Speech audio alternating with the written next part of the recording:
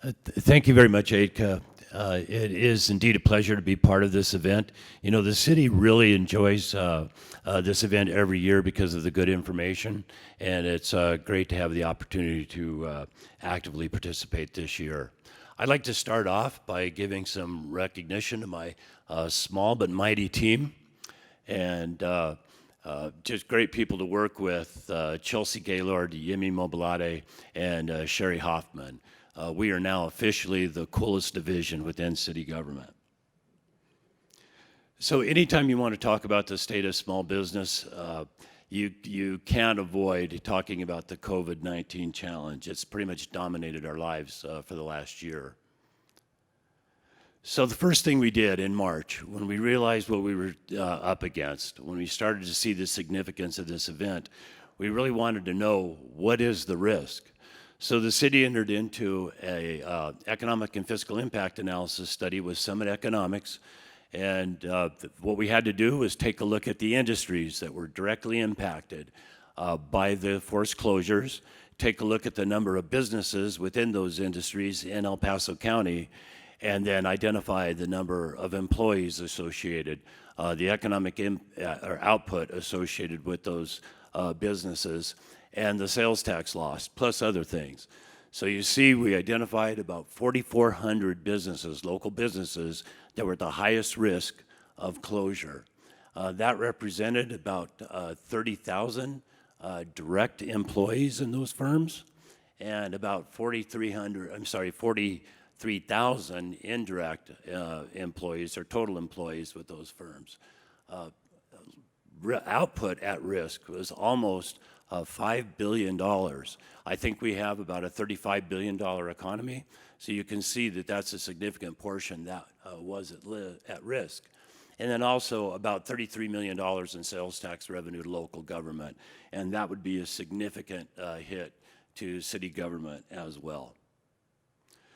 So understanding what we were up against, what was the response? So we have a great economic development ecosystem here in Colorado Springs and El Paso County. So we immediately convened all the economic development partners to start looking for solutions. Obviously, the number one challenge was lack of cash flow due to forced shutdowns. What's the solution? Grants and loans to small business that are directly impacted. So I'll have tables on each one of these loan and grant funds that was set up, and I won't go into those, but I did want to recognize each one, and I have a roll-up table at the end.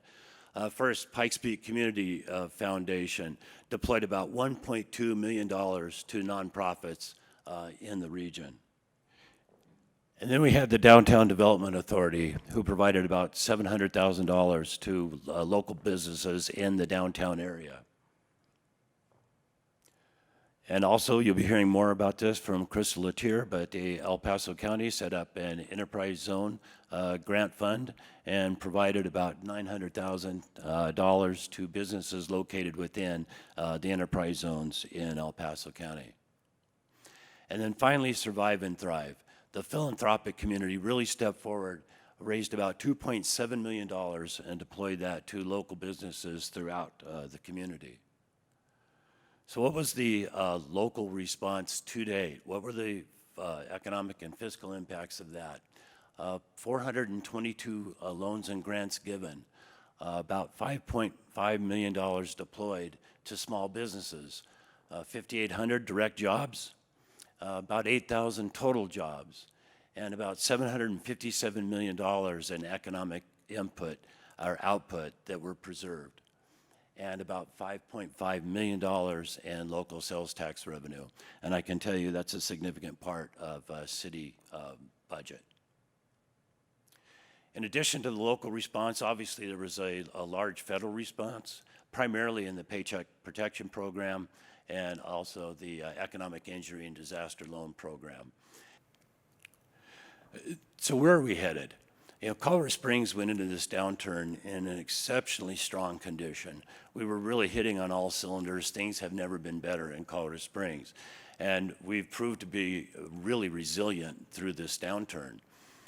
For example, land use applications and residential and commercial construction are way ahead of 2019. We can look forward to Amazon, the Ant headquarters, Shields, Robeson Arena, Widener Stadium, and In-N-Out. And I'm not just talking about the In-N-Out restaurant, but also their processing facility and their regional headquarters. All of those will open the end of this year, beginning of next year. People are spending money on houses and cars. And those businesses I mentioned above, those are not small businesses, but those provide indirect and induced support to small business. So it's really putting a floor under them to help them have a better chance to succeed. But all in all, I look forward to the time when we get back to where we were in January of this year. And I'm optimistic, and I think we're going to have a strong and a quick recovery. I just wanted to give a mention to one of the programs within my office. This is Colorado Springs Open for Business. This is managed by Yemi Moblade, the Small Business Development Administrator. And with that, I'd just like to thank you for the opportunity for participating and sharing some information. And the link to the City of Colorado Springs website economic development page is listed. Thank you very much.